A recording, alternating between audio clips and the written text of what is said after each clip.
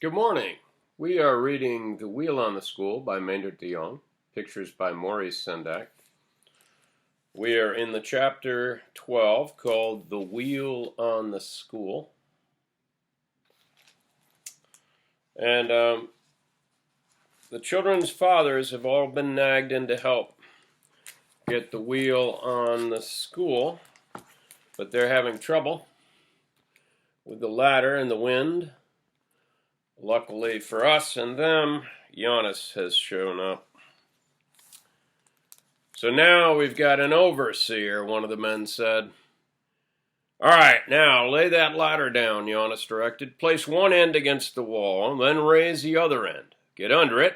Walk your hands from spoke to spoke until it's up straight against the wall. Then all you have to do is pull out the bottom end. See, that way you don't fight the wind. Well, that worked, one of the men said. When the ladder was up, the men automatically turned to Janus for further instruction. Janus looked at the pile of lumber and the one ladder beside it. Now the other ladder and push it up on the roof, but first tie a coil of rope on the top rung so you can let the rope down the other side of the roof to fasten the ladder down. Then lash the second ladder to the first, otherwise the wind will just sweep it right off the roof. Meanwhile, you kids, get me that wagon wheel. While he waited for the kids to roll the big wheel to him, Janus kept looking at the pile of beams and boards still lying in the schoolyard. What's that big pile for? He yelled up to the roof. To brace up the wheel. Got to have some brackets or braces or something to hold the wheel on the sharp ridge of the roof, Alka's father explained. Yeah, but you're going to have storks up there, not elephants, Janus said scornfully. The way I've doped it out, that wheel's got to be up there nice and simple. With all your beams and boards and 2x4s sticking in every direction, storks flying overhead will think it's a trap and not a nest. But just get on with that ladder. Janus will fix it nice and neat and simple. Yes, sir, Alka's father said. Up with the second ladder, men, Janus says. Yella, Alka, and Lena rolled the wagon wheel before Janus. Now, where's that saw? Janus said impatiently. Somewhere I hung a saw on this wheelchair contraption. There it is, Pierce said behind him. You brought a hammer, too. You're sitting on it. The hammer, too, Janus said. The hammer first.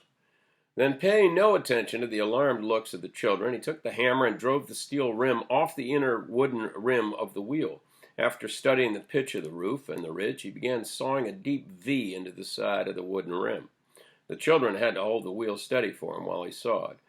See, I'll cut 2 deep V's. That way the rim will fit snug on the ridge, he explained. Then we'll fit the iron rim just partly over the wooden one so it won't cover the V notches. The iron doesn't have to cover the whole wooden rim. This wheel isn't going rolling anyplace. It'll even be better that way. With the iron rim sticking up, it'll make sort of a pan of the wheel. Storks are awfully sloppy nest builders. This may help them to hold all that stuff they'll lug up on the wheel. The teacher came up. Janus, don't you want to go inside? No sense in your sitting here in the wind when you could do your work just as well inside. If those men can sit on that windy roof, I can sit here where it's practically cozy, Janus said shortly, his whole grim attention on his sawing. The teacher, realizing Janus wanted no favors, said no more. Anything I can do? He asked. I feel sort of useless with everybody else busy. Well, I need a bracing bit, a long bit, so we'll go through the ridge boards on both sides of the roof. My dad's got a brace and all kinds of bits, all sizes, Yella said eagerly. I'll go get 'em. Well, there goes Yella and the job you had for me, the teacher said.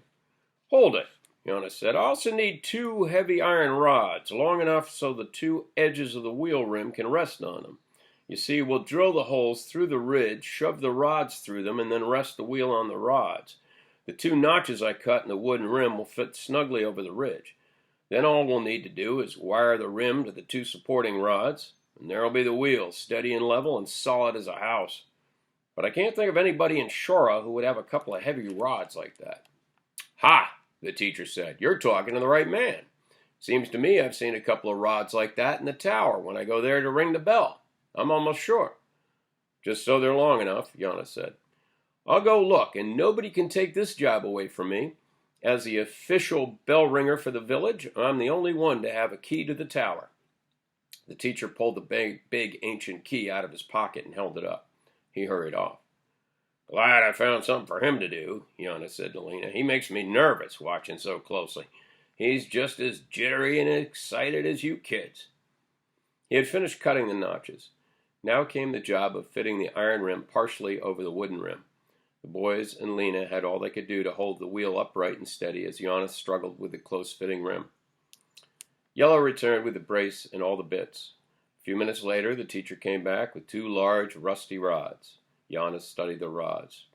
"They should do. Good and thick and solid. Plenty long enough for the wheel. Good thing you remembered them," he said to the teacher. "It must be the only pair of loose rods in Shora.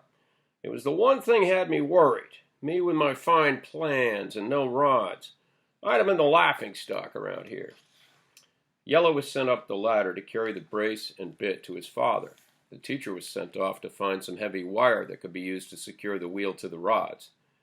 "Got to keep him busy," Janus said with a sly wink at Lena.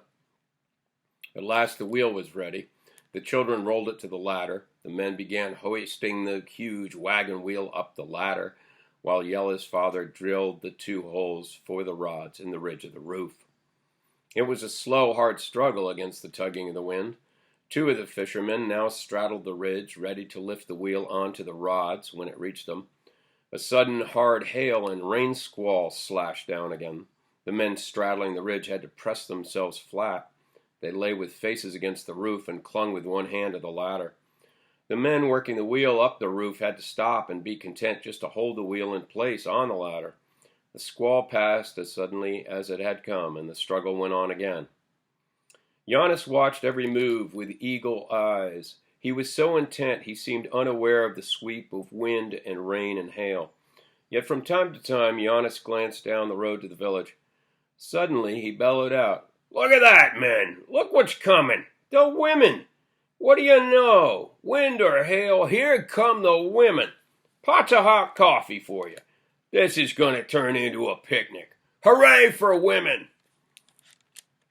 All work stopped on the roof. Everybody sat looking down the road. They called the women on. The women came in a close group, trying to protect their steaming coffee from the cold wind. Then a new blast of hail had the men hanging onto the roof and the ladders again. The moment the squall passed, they looked down the road again.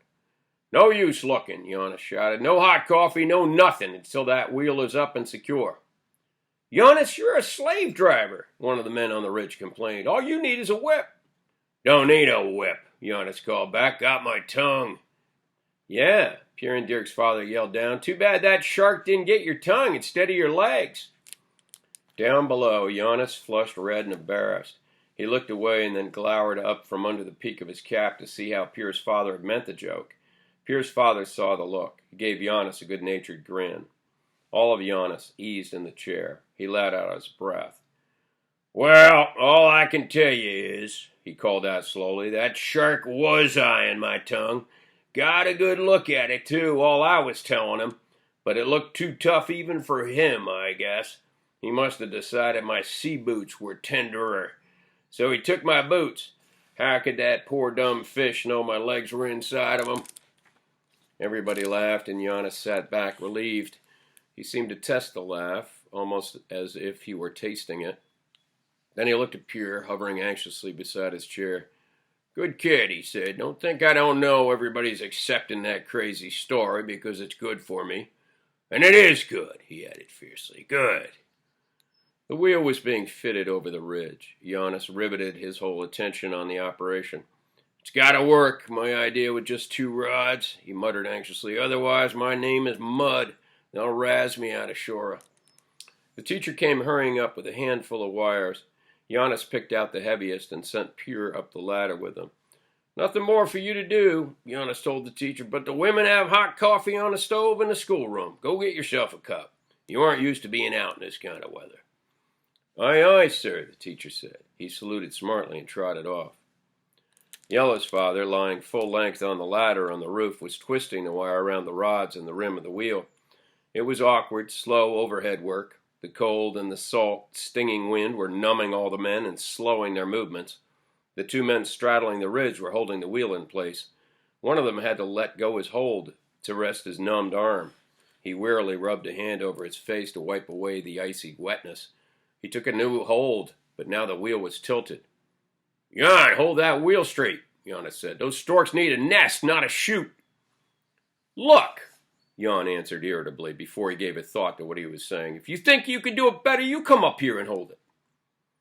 There was an awkward, stunned pause. Everybody looked at Janus. Lena, beside the chair, laid her hand on Janus's shoulder. But to her astonishment, Janus was delighted. Did you hear that? He asked Lena. He forgot I've got no legs. Bless his ornery old hide. That's the way it's got to be. Now Jan, who had been preoccupied with the wheel and his precarious position, realized what he had said. He looked down at Janus. A slow grin spread over his face. Stay there, he said. I'm not giving you a chance to come up here and show me up. I'll show you I'm as much a man as you are.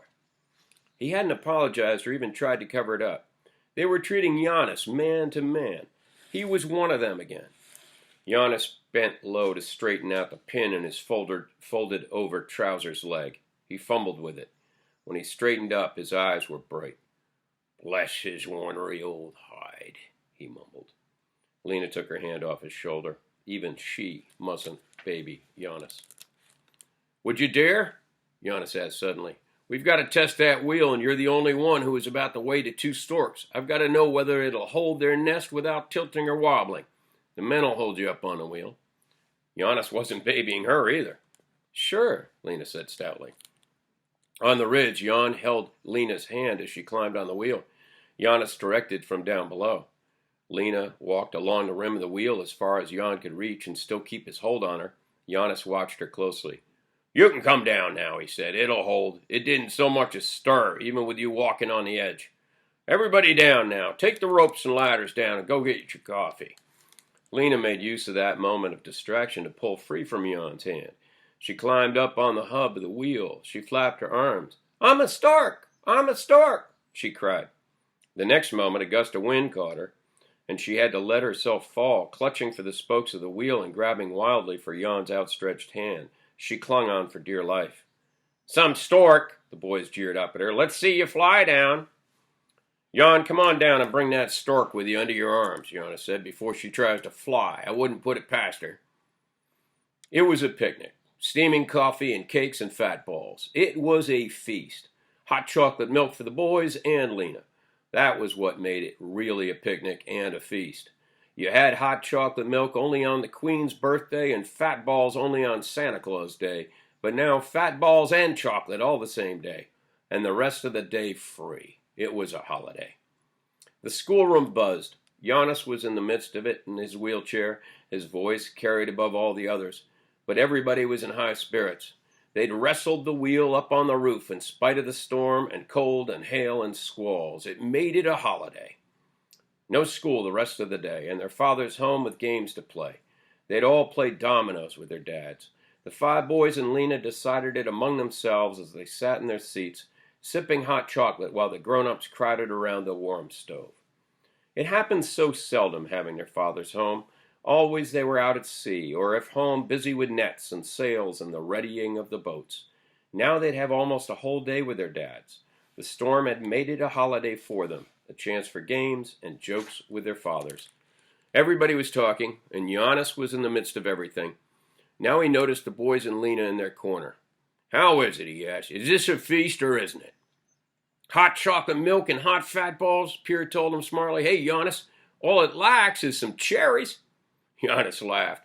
To get them, you'd have to go where the wind took them, over a couple of provinces or so, I think, or maybe even into Germany. Well, there are a few under the tree if you like salt cherries. Lena hastily told the boys that she was going to ask Janus to play dominoes too. He and Jana had no children. Janus ought to be invited too. They all agreed eagerly. They all wanted Janus in their houses. Oh, no, you don't, Lena said. I thought of it first.